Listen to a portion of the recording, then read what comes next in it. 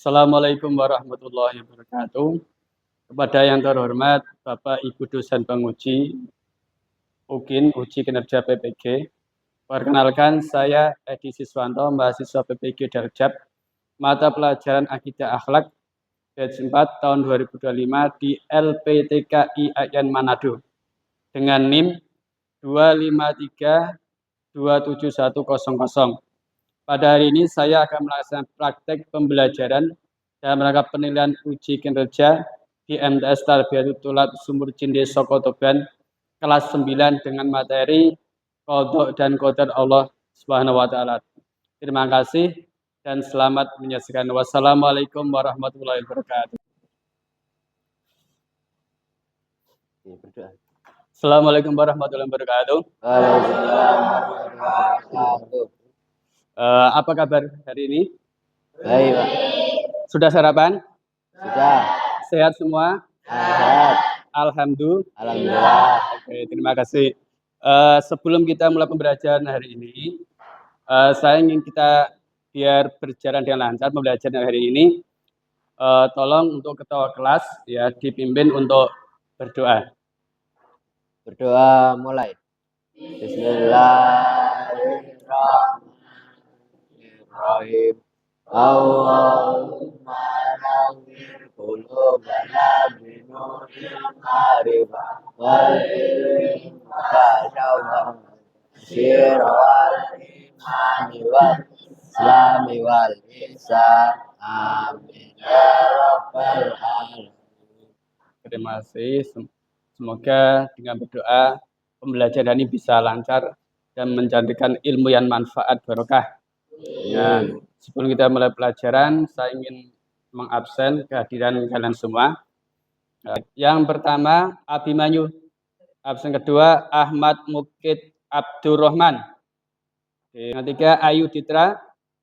Mengawali pembelajaran pada pagi hari ini, sebelum kita ke materi selanjutnya, nanti kita bahas adalah terkait Qadha dan Qadar, termasuk bagian dari rukun iman. Mungkin sebelumnya ada yang masih ingat terkait pembahasan bab sebelumnya? Ya, apa? Ya, terkait hari kiamat ya. Jadi termasuk di situ rukun iman ya. Rukun iman itu kan ada berapa? Ada 6. Salah satunya adalah yang kita bahas nanti adalah Qadha dan Qadar ya. Nah, untuk materi pada pagi hari ini, saya ingin menjelaskan terkait tujuan pembelajaran pada pagi hari ini adalah yang pertama, peserta didik mampu menjelaskan pengertian Qadha dan Qadar. Tujuan yang kedua adalah peserta didik mampu menunjukkan dalil tentang Qadha dan Qadar. Yang ketiga, peserta didik mampu mengidentifikasi macam-macam takdir. Ya, ini tujuan pembelajar ada 3 poin ya. Jadi terkait apa? Pengertian Qadha dan Qadar, terus dalil terkait Qadha dan Qadar, dan mengidentifikasi macam-macam takdir ya. Terkait Qadha dan Qadar ya, mungkin dari kalian sudah tahu apa itu Qadha dan Qadar? Apa itu takdir? Qadha dan Qadar itu jawaban dari kan betul semua ya. Qadha dan Qadar termasuk bagian dari takdir juga, termasuk ketetapan Allah, termasuk juga rukun iman yang ke-6 ya. Dan untuk kali ini ya yang kita akan bahas hari ini adalah terkait Qadha dan Qadar. Sebelum ke materi, saya ingin lihat masalah problem kejadian yang terjadi di kebanyakan masyarakat. Itu problemnya seperti ini.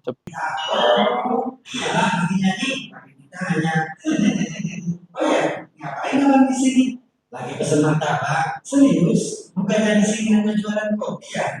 Tuh tahu. Kenapa masih ada ngapain di sini? Kalian disuruh banget sih. Maksudnya kenapa saya ngopi dulu? Gak ada kegiatan lain apa? Gimana mau ngapain lagi? Bukannya semua yang akan terjadi padaku sudah ditentukan oleh Allah. Jadi percuma aku melakukan sesuatu malah. Takdir yang bisa berubah atas kehendak Allah tergantung pada sebab-sebab yang diusahakan manusia. Lalu takdir yang tidak bisa diubah seperti apa? Misalnya takdir kamu dilahirkan di dunia atau takdir kamu terlahir sebagai laki seperti sekarang. Inilah yang disebut dengan yang sebenarnya kamu pilih sendiri. Ya, sesungguhnya Allah tidak akan membuka keadaan suatu kaum sebelum mereka membuka keadaan mereka sendiri. Tidak ada yang bisa menolak Allah kecuali Quran. Untuk yang video pertama, ini adalah kejadian ketika orang itu menganggap segala sesuatunya sudah ditetapkan oleh Allah, tapi dia tidak mau ada usaha, ya, tidak mau ada usaha. Video kedua, nanti kita bahas ke materi yang lebih jelas lagi, ya. Sampai perhatikan, ini juga kejadian yang ada. Perhatikan.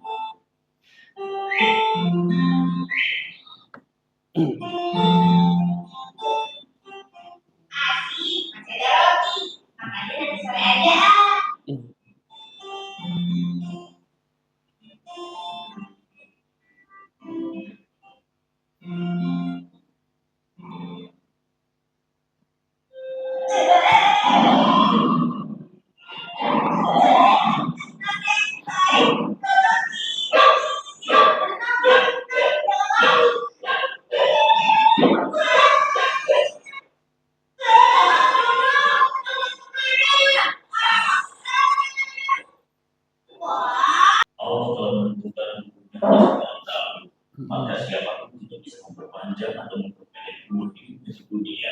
Itulah yang dimaksud takdir. Nah, sekarang Dodo mulai mengerti, Kak. Rezeki Dodo salah satu yang sudah ditentukan juga, ya kan? Oh benar Dodo, kau memang anak yang pintar. Oh iya, ngomong-ngomong soal rezeki, Dodo jadi ingat roti. Karena ingat roti, Dodo jadi lapar. Kemana roti Dodo? Kau cari roti ya, Do? Tadi roti kamu jatuh dari makan anjing yang jarum, Do. Itu artinya roti itu bukan rezekinya Dodo.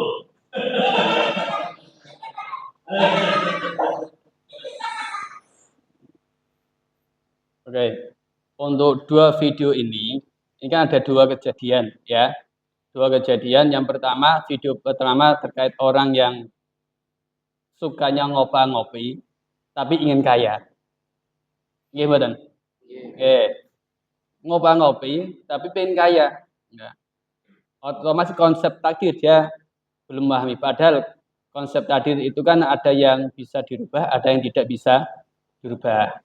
Nah, untuk yang video yang kedua, itu masuk kategori kejadian, memang takdir yang di situ memang ranah ketetapan itu bukan kekuasaan kita. Artinya tidak bisa dirubah. Karena apa? Kematian dan rezeki kan sudah ada takarannya masing-masing. Ya, paham ya? Jadi memang konsep takdir ada yang bisa diubah, ada yang bisa mutlak, itu ketetapan dari Allah Ta'ala. Nah, biar sampai lebih paham lagi, kita masuk ke materi dulu, ya. Kita masuk ke materi, ya. Sini kita bahas yang pertama. Pengertian qadha dan qadar, ya. Secara bahasa, ya, cukup jelas. Pengertian qadha adalah ketetapan, ketentuan, keputusan, kehendak, hukum, pemberitahuan, dan penciptaan. Secara istilah, qadha adalah ketetapan, ketentuan, dan keputusan Allah dari sejak zaman azali atas segala sesuatu yang berkaitan dengan iradah atau kehendaknya, baik itu kebaikan dan keburukan, hidup dan mati. Qadha sebagai rencana Allah sejak zaman azali. Jadi pengertian dari qadha secara bahasa, ya, adalah ketetapan atau ketentuan Allah. Itu secara bahasa, ya. Jadi konsep pengertian dari qadha adalah secara bahasa ketetapan Allah, ya. Secara istilah, ketetapan atau ketentuan Allah yang sudah ada sejak zaman azali. Zaman azali adalah zaman di mana semesta alam belum diciptakan. Jadi alam semesta ini belum diciptakan. Allah sudah punya rencana itu. Itu zaman azali, ya. Jadi zaman azali adalah terkait qada di sini. Yang pertama, qada adalah ketetapan, ya. Ketetapan Allah sejak zaman azali.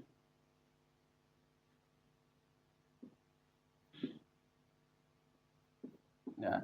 Zaman azali adalah zaman di mana sebelum alam semesta ini diciptakan Allah Ta'ala sudah punya rencana. Makanya qada ini juga istilahnya adalah rencana Allah. Ya. Jadi Allah punya rencana. Saya di sini paham ya? Paham ya? Jadi qada itu ada rencana Allah. Kalau rencana itu sudah terlaksana atau belum? Belum, ya kan? Kalau rencana kan sampai punya rencana ke Surabaya. Jadi sudah sampai lakukan atau belum? Belum. Nah, qada ini masih kategori rencana Allah di sini, ya. Yang sudah ada sejak zaman azali, zaman di mana sebelum alam semesta ini diciptakan. Sampai sini paham ya? Ya. Terus yang kedua terkait qadar. Qadar itu secara bahasa kepastian, peraturan, dan ukuran. Qadar secara istilah adalah aturan atau ukuran yang diciptakan oleh Allah sebagai perwujudan ketetapan qada terhadap segala sesuatu yang berkaitan dengan makhluknya yang telah ada sejak zaman azali dan pastinya sesuai dengan irodahnya. Qada sebagai pelaksana rencana Allah. Jadi bedanya di sini untuk yang qada tadi kan ketetapan Allah, ya, ketetapan Allah yang sudah ada sejak zaman azali. Sedangkan qadar di sini juga ukuran, artinya peraturan, kepastian yang diciptakan oleh Allah Ta'ala sebagai perwujudan ketetapan Allah. Saya ulangi ya, kalau qada di situ adalah rencananya, rencana Allah mau mewujudkan apa, itu namanya qada. Kalau qadar itu perwujudannya, pelaksanaannya. Jelas ya? Qadar, perhatikan sini. Qadar itu adalah pelaksana, ya. Pelaksanaan. Ya. Artinya pelaksanaan dari perwujudan dari qada, ya, prosesnya. Jadi qada itu rencananya, Allah merencanakan apa? Jadi qadar itu pelaksanaannya.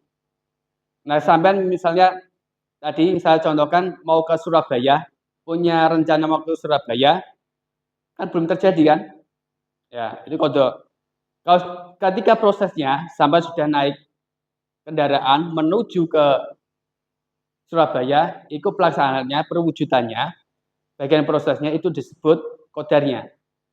Paham? Sampai sini paham ya? Ya. Jadi qada itu rencananya, kalau perwujudan pelaksanaannya itu adalah qadar. Bisa membedakan? Bisa ya? Saya ulangi, qada adalah perencananya, rencana Allah yang ada sejak zaman azali. Kalau yang qadar di sini adalah apa? Pelaksana rencana Allah. Terus selanjutnya, perpaduan gabungan antara qada dan qadar disebut takdir. Makanya tadi ada yang menjawab qada dan qadar itu apa? Ada yang menjawab takdir, betul. Ya. Qada dan qadar itu apa? Rukun iman yang ke-6. Rukun iman yang pertama ada iman kepada Allah, yang kedua kepada malaikat, yang ketiga ke Rasul, yang keempat ke kitab, yang kelima ke hari kiamat, yang keenam adalah qada dan qadar. Yang kita bahas hari ini ada qada dan qadar, ya, atau disebut juga takdir. Ya, ini jelaskan. Jadi qada atau qadar itu disebut takdir. Takdir berlaku kepada semua makhluk hidup baik yang telah, sedang maupun yang akan terjadi. Maksudnya apa? Jadi alam semesta mulai hayawan, tumbuhan, ya, itu semuanya merupakan takdir Allah. Ya, contoh ada pohon, ya, pohon yang apa daunnya jatuh kan sudah bagian dari takdir Allah. Ya, jumlah piro, ya kan? Ya, terus masuk kapan kamu dilahirkan, ya, Kapan orang itu meninggal, kan bagian dari sudah ada. Kapan hewan itu bisa beranak, itu juga bagian dari takdirnya. Jadi yang menjalin takdir kan tidak hanya manusia, tapi seluruh alam semesta juga ada bagian dari takdir. Sampai sih paham ya? Jelas ya? Ya. Contohnya di sini, ya. Di sini ada contoh, ya. Allah SWT berencana menciptakan seorang hamba bernama Hasan. Ya. Di sini ada yang namanya Hasan. Enggak ada, alhamdulillah. Contoh saja ya. Contoh ya. Ketika Allah Ta'ala merencanakan mau menciptakan Hasan, ya. Ini kan bagian perencanaan, mau menciptakan Hasan, itu disebut apa? Qadha. Ya. Jadi kan belum merencanakan. Allah mau merencanakan mau apa? Hasan itu ada. Mau merencanakan ada orang bernama Hasan. Baru perencanaan. Itu disebut qadha. Kemudian Allah Ta'ala prosesnya. Prosesnya bagaimana? Ketika dalam kandungan seorang ibu, anak tersebut berusia 4 bulan, ya berusia 4 bulan itu kan kalau 1 bulan berapa hari? 1 bulan berapa hari? 30, ya kan? Kalau 2 bulan 60 hari. Nah, di sini ketika umur 4 bulan berarti berapa hari? 120 hari, ya. Ketika usia 120 hari, disitulah Allah apa? Memutuskan beri kepastian pada Hasan yang akan lahir, kapan lahirnya, rezekinya bagaimana, jodohnya siapa, jenis kelaminnya apa, warna kulitnya apa, itu sudah ditetapkan ketika umur 4 bulan. Makanya di tradisi Jawa, ketika usia kandung 4 bulan, di situ ada syukuran, ada walimaan. Ya kan? Ada walimaan untuk apa? Untuk si gambarnya jabang bayi. Nah, wong Jawa ngarani. Jadi bayi yang ada dalam kandungan itu supaya apa? Supaya menjadi anak yang soleh atau solihah, ya, yang di situ sesuai yang dikehendaki, ya. Apa? Menjadi orang yang cerdas, menjadi orang yang baik, menjadi orang yang rezekinya banyak atau bagaimana? Nah, karena apa? Itu sudah bagian dari ketetapan kepastian Allah. Jadi ada apa? Bagiannya masing-masing, ya. Seperti Mukid sama Arif kan jatah rezekinya kan juga beda, ya. Sama April sama Lutfi kan jatah rezekinya juga beda, ya. Warna kulitnya sama atau tidak? Ya, beda. Nah, kan untuk Abdil sama Ayub kan juga beda, ya, gendernya kan beda. Ini laki-laki, ini perempuan. Nah, itu bagian dari apa? Takdir. Jelas ya? Nah, perpaduan dari qadha dan qadar itu disebut takdir. Kalau rencana Allah disebut qadha. Kalau pelaksanaannya disebut qadar. Sampai sini paham ya? Nah, kita lanjut. Ini dalil yang menguatkan ya. Jadi tidak hanya sampai mengerti pengertiannya, tapi juga ada dalilnya ya. Di sini ada dalilnya.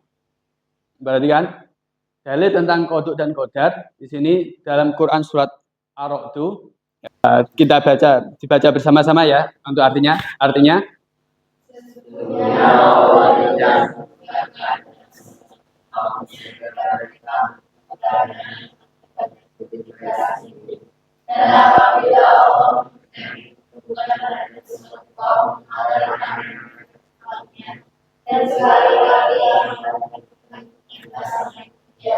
Ya. Jadi ini jelas ya dalam Quran surat Ar-Ra'd itu sesungguhnya Allah tidak merubah keadaan suatu kaum sehingga mereka merubah keadaan yang ada apa dirinya ya. Jadi kan Allah tidak akan merubah nasib kamu kalau diri kamu merubah. Jadi proses dalam contoh video yang pertama tadi kan orang yang ngopi tapi ingin kaya itu otomatis kan secara logika bisa terjadi enggak? Ya, secara logika enggak terjadi, kan enggak ada usaha. Seperti sampean pingin pintar tapi enggak mau belajar, bisa terjadi enggak? Ya, kan sesuai ini dengan ayat ini. Jadi Allah tidak akan merubah keadaan suatu kaum sehingga mereka merubah keadaan yang ada pada diri mereka sendiri. Dan apabila Allah mengendaki keburukan terhadap suatu kaum, maka tidak ada yang dapat menolaknya dan sekali-kali tidak ada pelindung bagi mereka selain Dia. Jadi kebaikan mau keburukan memang sudah ditetapkan Allah Ta'ala. Allah mengendaki kebaikan akan terjadi. Allah mengendaki seorang menjadi buruk juga terjadi. Contoh yang Allah mengendaki orang tersebut buruk, artinya tidak masuk Islam yang dalam Al-Quran surat Al-Lahab itu kan pamannya Kanjeng Nabi, memang Allah Ta'ala tidak mengendaki pamannya yang bernama Al-Lahab itu tidak masuk Islam. Itu kan bagian dari contoh. Selanjutnya terkait takdir ya. Tadi kan ada dua. Takdir apa? Yang takdir mubrom apa?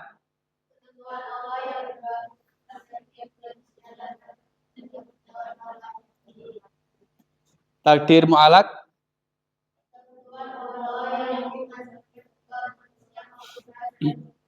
Ya, jadi ya, kalau takdir mubrom itu berlaku setiap hari, artinya manusia takdir yang mutlak, ya nggak bisa ditawar.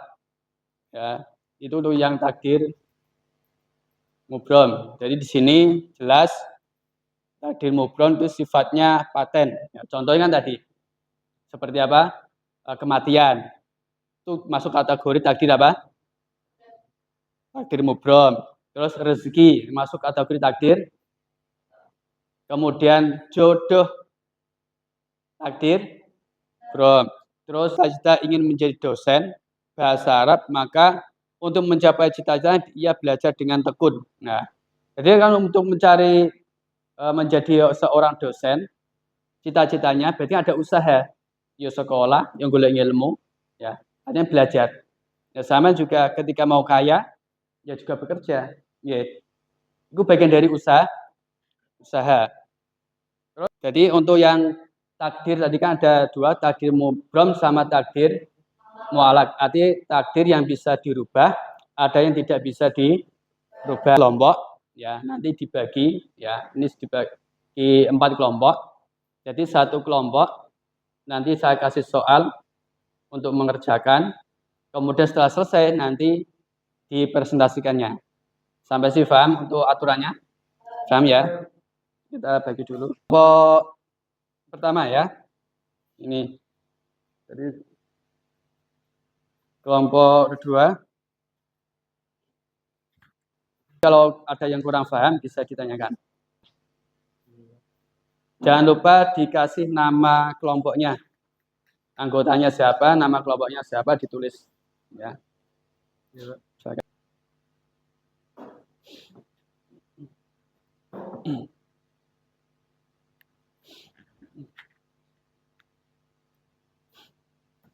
Yang mana? Yang A tapi yang B. Yang A.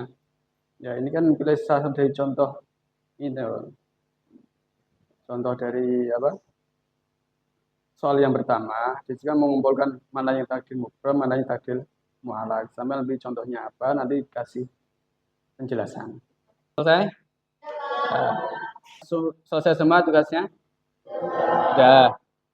Sebelum presentasi, agar prosesnya lebih fresh lagi, kita ice breaking dulu. Siap? Oke, kita berdiri dulu. Berdiri dulu. Semua berdiri. Clue-nya adalah mengikuti apa yang saya katakan. Ya. Ya. Jadi apa yang saya katakan sampai lakukan, sampai melakukan. Ya. Sudah? Siap? Depan. Atas. Samping. Depan. Atas. Samping. Depan. Oh, ini salah ya. Jadi konsentrasi dulu. Clue-nya adalah mengikuti sampai lakukan apa yang saya katakan. Paham ya? Lakukan apa yang saya katakan.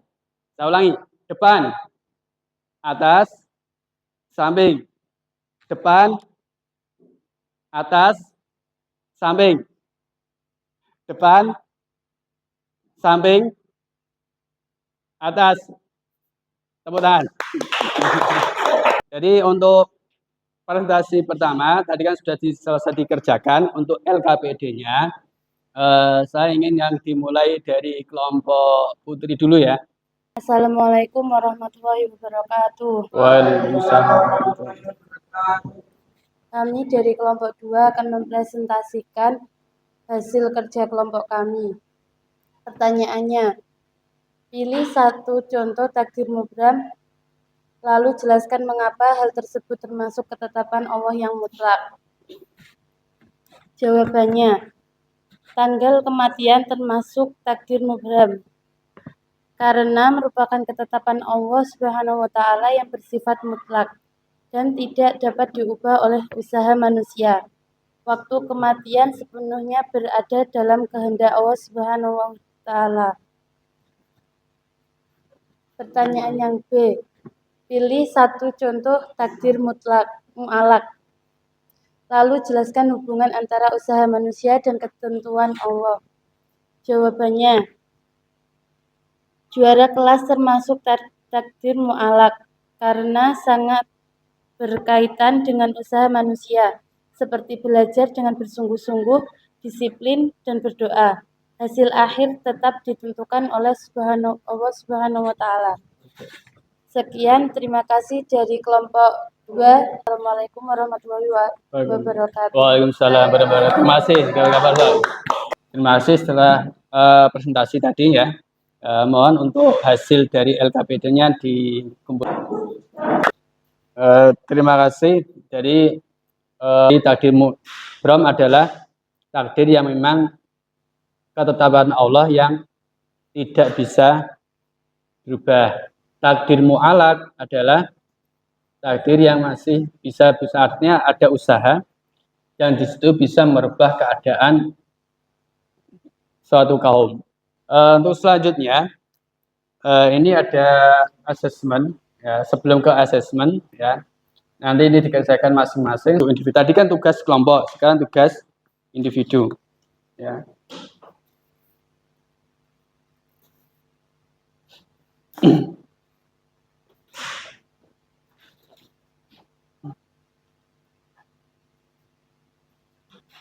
Sudah selesai? Sudah. Dikumpulkan jadi satu di sini, ya. Dikumpulkan.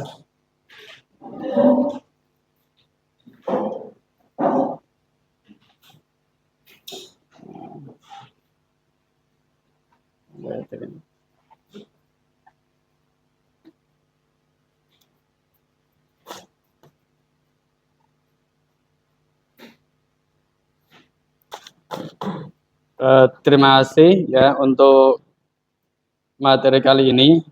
Jadi kebanyakan saya lihat sudah mengerti terkait bahasan materi kali ini terkait kodok, kodar, kemudian dalil, kemudian pembagian dari takdir. Kebanyakan sudah banyak yang mengerti. Untuk pertemuan pada hari ini semoga bisa bermanfaat ya.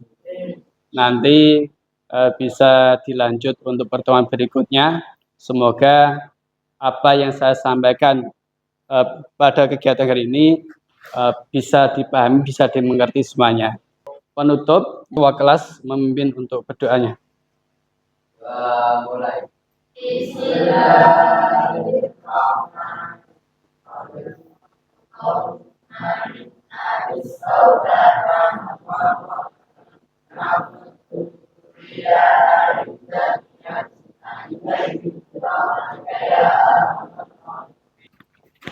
Saya akhiri, wassalamualaikum warahmatullahi wabarakatuh.